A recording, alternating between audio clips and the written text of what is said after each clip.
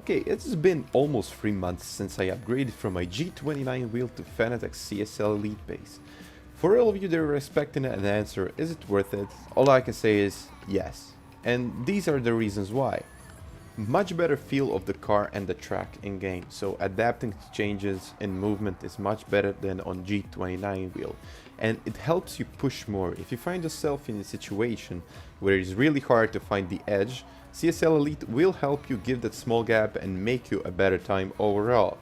You have a better race pace. On G29 I had decent times in time trial, but when I entered the race I just couldn't find the overall pace, and CSL Elite helped me boost my time and close the margin to my competitors. On G29 sometimes it took me hours to get my fastest time, and on this wheel the progress is much faster. I would say maybe in 30 minutes you can find a decent pace and the lap times that are usually faster and more consistent. Also, changing from one sim to another requires significantly less time to adapt. Also, I tried a lot of sims like iRacing, ACC, GT Sport, Dirt Rally and more. And in my opinion, it takes a lot less time to change from one to another because you have a much better response time from the game to the wheel itself. So a better force feedback from the wheel gives you a lot more info on the handling of the car. So in some situations it's a lot easier to predict movement of the car, like this one on the screen. So you can see here I ran up the curbs a little bit too aggressively and the car just unsettled itself, and I had the chance to correct it. So I think in some situations on G29 you have to predict those situations, but on the CSL Elite those situations come naturally, so the reaction is more natural than it is on the G29. Now we're going to look at some data. Here is a graph that shows my transition from one wheel to another. This is the data available at Crudos Prime on Gran Turismo Sport, and as you can see the blue area covers my best time on daily races with the G29 and the red area shows the time with my Fanatec. Also, I would like to mention the trend line here, and it appears to be going down and my overall times seriously improved.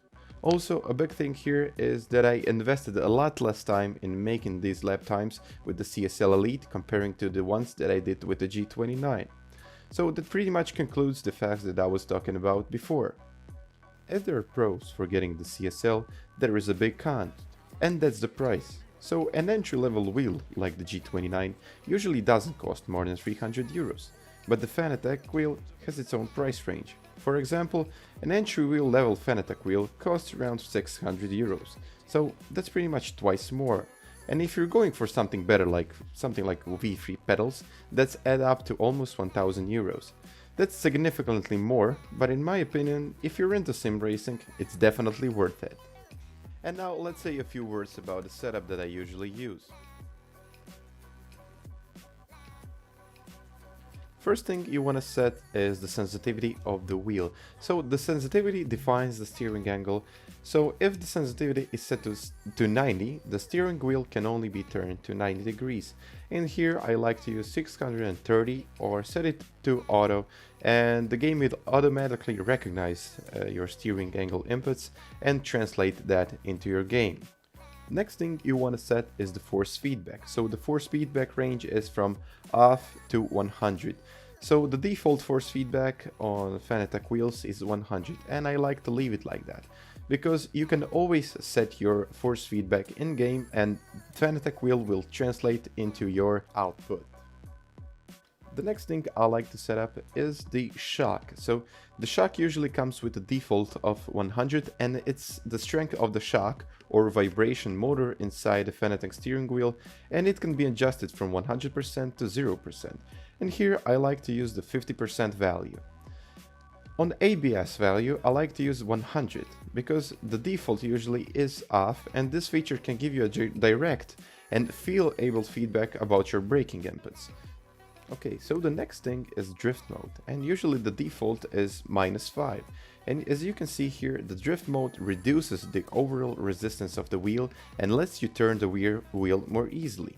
So I like to use it at -5, which is pretty much your default setting.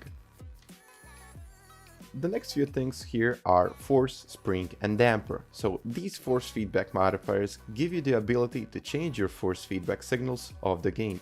I like to leave it at default, except changing the force settings to 50. The next thing is BFR or brake force.